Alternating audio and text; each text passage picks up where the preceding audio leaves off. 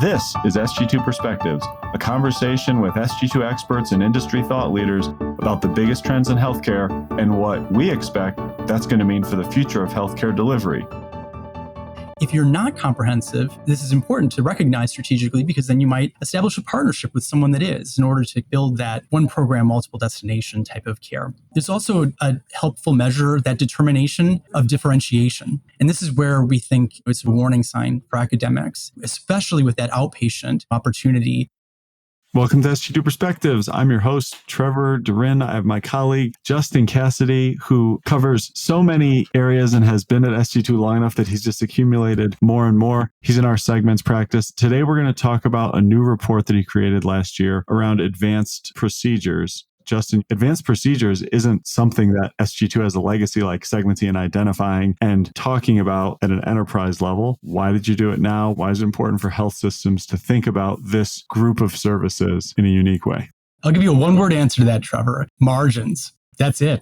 Procedures are essential for programmatic growth, and the drive that revenue is important from a strategic perspective.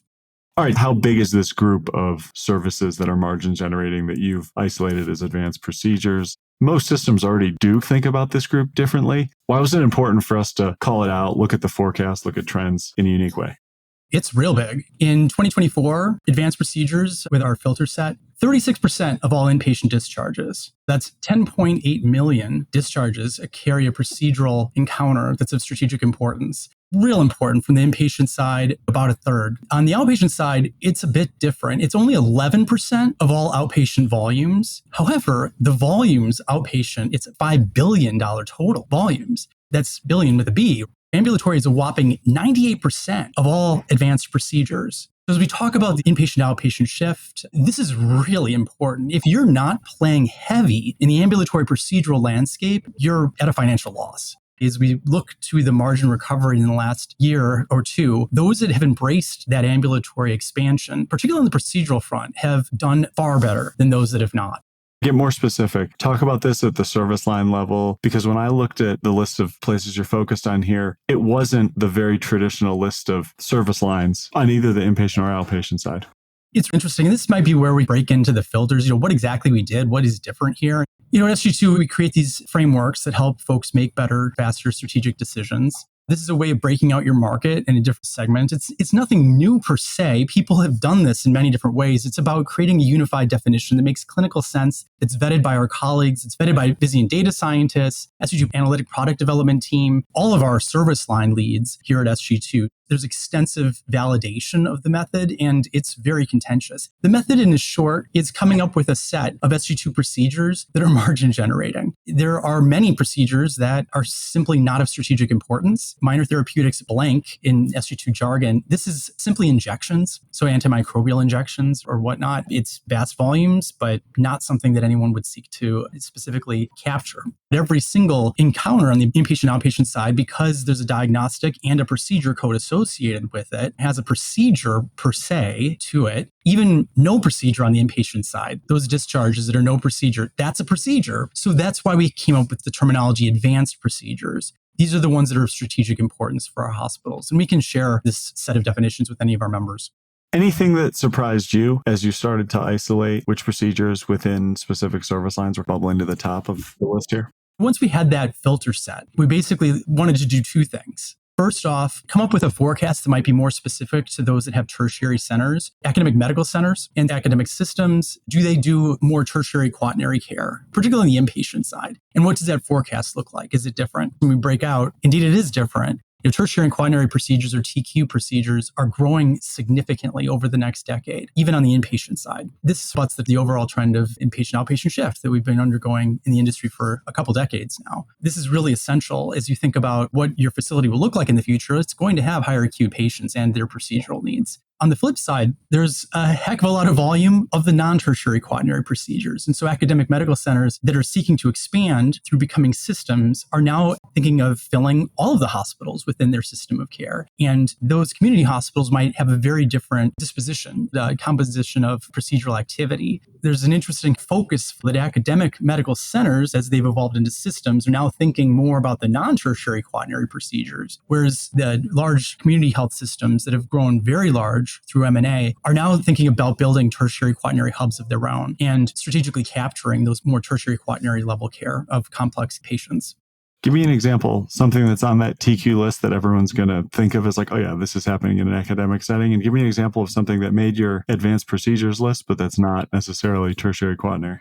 Not a lot is exclusive to the academic medical center these days. And that's something that might be surprising for our AMC members. Certainly cuts to the core of the AMC value proposition. If you don't have that, that was the reason for being it. And surely the higher cost structure, the mission-driven activities that are surrounding the academic medical center have all been sustained from the clinical endeavor of high-end tertiary quaternary level care. As we look at the bins that we define as procedures at SG2, those are typically higher volume opportunities by the very nature of the breakouts that we create. There is a lot of very niche activity that is still exclusive to the academic medical center, but of the sizable volumes, or I'm even saying, 10,000-ish discharges per year, that's rather large. But in terms of procedural breakouts, not that much is exclusive to academics. So that a big surprise there. As we start digging into specific types of activity, certainly transplant, solid organ, and stem cell is still primarily at academic medical centers. Certain more niche procedures, antineoplastic therapies and the like, mostly at academics. More innovative cutting edge care like cell and gene therapies that require inpatient admissions is still a narrower subset of academic medical centers. Then on the flip side, you see a lot of activity that was considered tertiary, things like thoracic surgery, so lobectomy and pneumonectomy for pulmonary conditions, both malignant and benign. Those are shifting to community hospitals. Thoracic surgery, it's a really invasive procedure. You rip open the chest in order to conduct most of these procedures. So this is one of the most invasive things you can do to the human body, yet no longer the exclusive purview of those TQ hubs, the academic medical centers. Certainly the community is seeking to capture those. In the middle, you have cardiovascular. That's been transitioning from academic settings to the community as we start to see democratization of research activities, clinical trials shifting from academic sites to community sites for cardiovascular. And also it's more advanced techniques disseminate through training to the community. And this is a really good thing. And then finally, there are some that are even on the inpatient side, not very centered to the academic medical center. Things like orthopedic procedures, diagnostic fracture repair, any sort of revision procedure is a little bit more tertiary, but any of the bread and butter, those are strictly non-tertiary quaternary.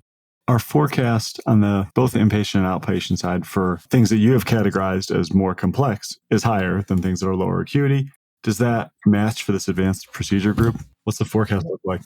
Really good point, Trevor. And we can share these graphs and breakouts with our members that on the inpatient side, it is precipitous, the amount of increase. Let me just grab that number. It's basically 20% growth over the next decade. Population alone is about 9%, and non-tertiary quaternary procedures with our filter set declining by basically negative 5% growth. So decline of 5%. As we think about the hospital, that change on the inpatient side, really important. Now, we've been talking mostly about the inpatient side of the house. One of the important reasons that we did this breakout was to draw more attention to the outpatient. We've received requests from our academic members. What's ambulatory tertiary level care service? What might be potential destinations if we create what is essential for programmatic comprehensiveness? When we break out on the outpatient side, we use a different set of filters. It's not tertiary quaternary, it's tertiary and complex care. And when we look at that cohort together, it's also growing about 20%.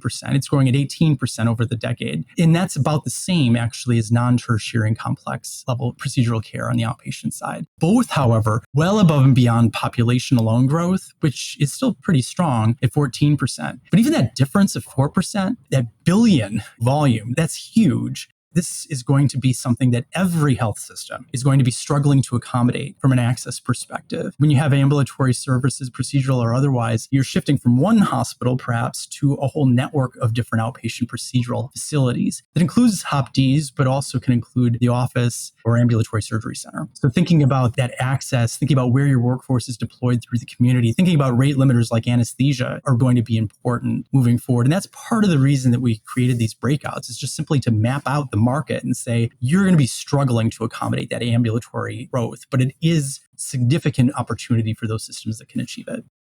Yeah, say more about that. Keep pulling on that thread. You mentioned earlier systems that had a little bit quicker financial rebound the last few years and have sustained it, have often done it by focusing on where these procedures are going to happen and improving access. Talk about any differences and strategies for success among this segment of advanced procedures. Are there similarities in patient and outpatient, unique differences? What have you seen from members? It's interesting. If we look at these forecasts, you might say, well, on the inpatient, why are non-tertiary, quaternary, or complex patients, why is that not growing procedural-wise? Of course, it's because they are shifting outpatient. And so that's why you're seeing this difference. Now, as you see that shift outpatient, the patients that would have been inpatient are higher acuity. They do require hospital-based site services. This starts to skew the ratios. The first types of clinical procedural cases to shift are those patients that are not very risky. They're younger, healthier, don't have comorbidities. They're often the bread and butter, the commodity types of procedures that are seen in ambulatory surgery centers that aren't necessarily at high risk of mortality. Whereas on the inpatient side, what remains is going to be very acute.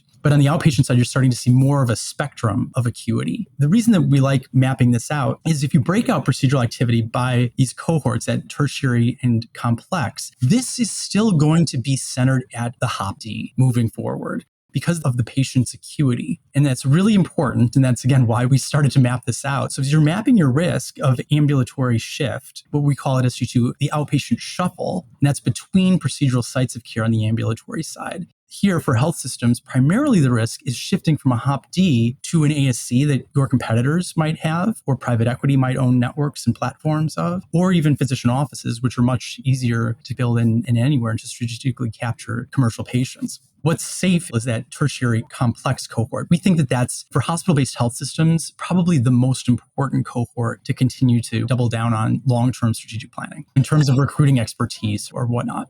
When you've talked about this approach with members, how have you used this framework? How are they using it for planning purposes? Any differences between academics and community health systems, how they're looking at this segment, how they're trying to plan for that growth, how they view it as the key portion of their market that they're going to have to capture? How are members using this for planning? Remember, all of our frameworks are meant to sync across SG2 and Vizient data sets for our clients to make better, smarter decisions that lead to high-performance orchestration. This is all an exercise in quantitation. That quantitation is essential for service line development as you think about breaking out the spectrum of basic, intermediate, and comprehensive services. It's a way of quantitating the degree of comprehensiveness that a program may have. If you're not comprehensive, this is important to recognize strategically because then you might establish a partnership with someone that is in order to build that one program, multiple destination type of care. There's also a helpful measure, that determination of differentiation. And this is where we think it's a warning sign for academics, especially with that outpatient opportunity. The outpatient value proposition for AMCs is not very well defined as of yet. Thinking about mapping out how you look compared to your competition is really important. And that's overall the most important thing for our members to be looking at. Now, if you're a community system, you look at it the other way and you think, hey, we want to build comprehensiveness autonomous of referrals to an academic site. It's a very different look depending upon our client. These frameworks are going to be essential moving forward for both academic systems and large community systems. Earlier this year, I had the opportunity to spend time with CEOs from a diversity of health systems. And as much as we wanted to talk about some big enterprise topics, they were still focused on workforce as a persistent challenge, as it has always been. Sync those two things up. How is workforce going to have to adapt to the increasing demand from these advanced procedures?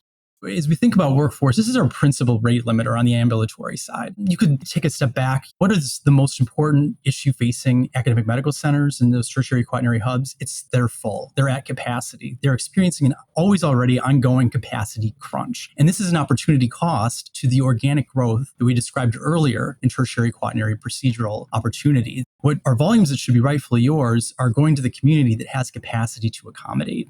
On the inpatient side, that's important. There still is a center of amazing expertise at our academic centers, surgical and otherwise. However, as we start to look at ambulatory shift, that outpatient side, it's not as strong of corner of talent for academics. In fact, many academic faculty get recruited to community practices in many subspecialties. Ortho is a clear and obvious example. GI is another, urology, ENT. There are often struggles to sustain at academics just because the outpatient or ASC opportunity is much, much greater. The grass is greener in this case from a financial perspective for those surgeons and proceduralists. How do you recruit and retain on the outpatient side? Given this growth, it is imperative that you think about the full spectrum. Surely employment, but also alignment with those proceduralists is going to be absolutely essential. Co-invest. Build a center together. Those joint ventures are incredibly lucrative for the systems that are able to create them. It gives skin in the game for both entities, both the health system and for the proceduralists.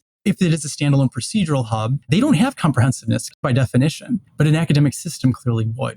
Thinking about building that in, you don't necessarily have to own or employ everybody. You certainly can align and consider different types of incentives to align a program. Overall, on the inpatient, the summary is that capacity crunch defines your procedural ambitions. On the outpatient side, it's ambulatory access. And that access, the rate limiter is workforce. It's not just the procedures, though. It's also the visits. And one of the things that we've done with our members is actually break out the ratio of visits to procedures. How many visits on average lead to a procedure? It varies considerably depending upon individual subspecialists. For obvious reasons, some an opportunity perhaps to scale. Certainly is an opportunity to leverage your advanced practitioners more and more. Some of these procedural subspecialties, the advanced practitioners themselves are conducting the procedures. Clearly with anesthesia, CRNAs, depending upon the state, have different levels of scope of practice. Enabling all of our clinical teams to work at the top of their clinical license is going to be essential to accommodate this outpatient growth. Good summary. Justin, it's always fun to hear about your research. Thanks for joining and sharing it. It's in print for all our members. We'll link it in the description of this episode. Thanks as always for joining. Excellent. Thanks so much for having me, Trevor. Great conversation. Thanks for listening. If you like this episode, please subscribe, rate, and review us, and/or follow us on Twitter and LinkedIn at SG2 Healthcare. And if you want to talk more about innovative healthcare strategies, you can always email me at sg2perspectives@sg2.com. Finally, SG2 is a Vizient company, and there are a bunch of Vizient podcasts that you might like. You can find them at Vizient /podcasts. Have a great day.